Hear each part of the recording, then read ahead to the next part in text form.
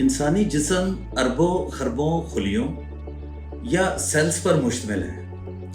एक सेल या खुलिया वो छोटी से छोटी इकाई है जो अपने जैसी दीगर बेशुमार इकाइयों के साथ मिलकर हमारे जिस्म की साख्त और फरीज़ा की तश्कील करती है। हमारे सर के बाल, आंखें, हाथ, पाँव, जिल्द और जिस्म के दीगर अज़ा और मसल्स अरबों खरबों खुलियात या सेल से मिलकर ही बने हैं। एक सेल या खुलिया क्या है?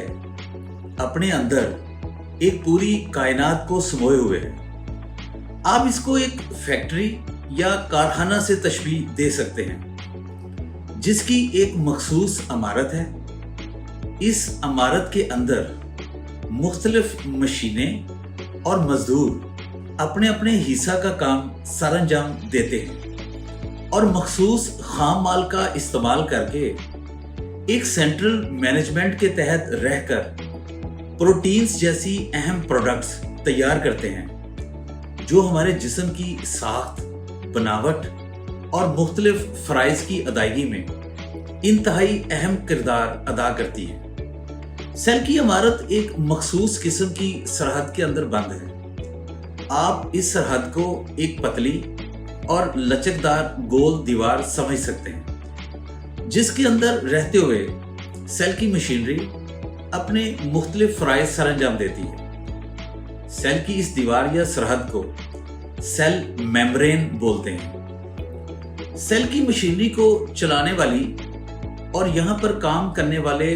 मजदूरों को हदायत जारी करने वाली सेंट्रल मैनेजमेंट का ऑफिस सेल के न्यूक्लियस या मरकज़ा में वाक़ है। डीएनए को आप सेल का फोरमैन भी समझ सकते हैं जिसकी हदायत और मालूमात की रोशनी में सेल अपने मुख्तलिफ फ़राइज़ सरअंजाम देता है। सेल का दिमाग या इंसानी डीएनए क्रोमोसोम्स के 23 जोड़ों पर मुश्तमिल होता है। ये 2 धागों पर मुश्तमिल एक ऐसी सीढ़ी की मानिंद है जो आपस में उलझी हुई है। डीएनए में हमारा जेनेटिक मटेरियल महफूज है जो हम अपने वालिदैन से वसूल करते हैं। हमारा ये जेनेटिक मटेरियल हमारी हस्तियों और शख्सियात की तामीर करने वाले बिल्डिंग ब्लॉक्स पर मुश्तमिल है। सेल को काम करने और मुख्तलिफ फ़राइज़ अदा करने के लिए तवानाई की ज़रूरत होती है। सेल की तवानाई की ये ज़रूरत सेल का जो जुज़ पूरी करता है उसका नाम माइटोकॉन्ड्रिया है। माइटोकॉन्ड्रिया में हमारे डीएनए का कुछ हिस्सा भी महफूज होता है। माइटोकॉन्ड्रिया को आप सेल का पावर हाउस भी कह सकते हैं। ये एक तरह से ऐसी बैटरियों पर मुश्तमिल होता है जो मुख्तलिफ कीमियाई अमलों के नतीजा में सेल को तवानाई की तरसील मुमकिन बनाती है। सेल का खाम माल पानी, ऑक्सीजन, मादनियात और दीगर ग़ज़ाई अज्जा पर मुश्तमिल है जो उस खुराक से हासिल किए जाते हैं जो हम रोज़ाना खाते हैं।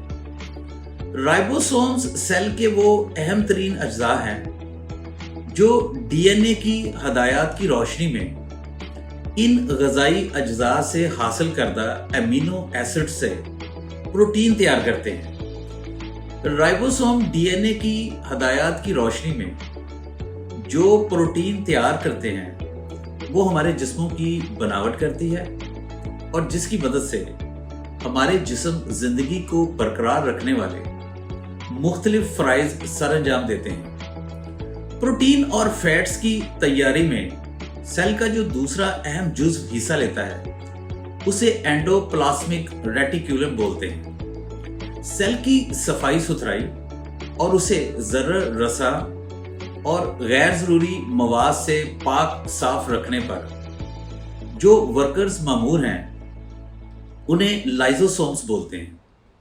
लाइजोसोम्स सेल के अंदर दाखिल होने वाले नुकसानदेह बैक्टीरिया और दीगर गैर ज़रूरी मवाद को अपने अंदर जज़ब करके यूं कह लीजिए कि एक तरह से हजम कर लेते हैं और सेल को मुमकिना तौर पर पहुंचने वाले नुकसान से महफूज रखने का अहम फरीज़ा सरअंजाम देते हैं। مالیکیولز یا سالموں کی شکل میں پروٹینز جب ایک بار تیار ہو جاتے ہیں تو اگلا مرحلہ ان کی پیکنگ کا ہوتا ہے۔ پروٹین کی پیکنگ کرنے والے سیل کے حصہ کا نام گولگی ایپاریٹس ہے۔ گولگی ایپاریٹس پروٹین کو یوں کہہ لیجئے کہ تیار ہونے کے بعد چھوٹی چھوٹی تھیلیوں یا بیگز میں اچھی طرح سے پیک کر دیتا ہے اور انہیں بنانے سنوارنے کے بعد سیل کے باہر ٹرانسپورٹ کر دیتا ہے۔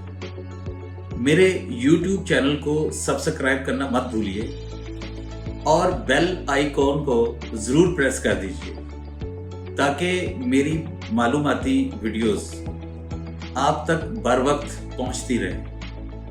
میری اگلی ویڈیو تک کے لیے اللہ حافظ۔